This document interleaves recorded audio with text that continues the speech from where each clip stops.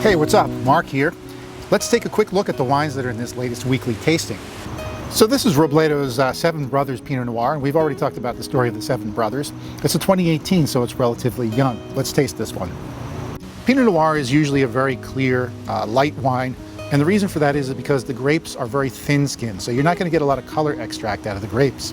Let's give that a swirl. This is everything you would expect from a quality Pinot Noir.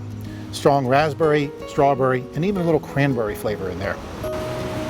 I mentioned that Los Carneros is a cooler region of the world, relatively speaking, and cooler regions tend to make for grapes and wines that are higher in acids. And that's the first thing that's impressing me here about this Pinot Noir. Pinot Noir is a thin-skinned grape, so you're not going to get a lot of tannins on a wine like this. And there's that hallmark raspberry, strawberry, and cranberry flavor too. So everything checks out. It's a simple but very pleasing wine. This Seven Brothers Pinot Noir from Robledo pays a strong homage to French Burgundy. In a word, if I could describe it, I'd call it elegant. Thanks for checking out this wine with me. I'm Mark Supsick. Cheers.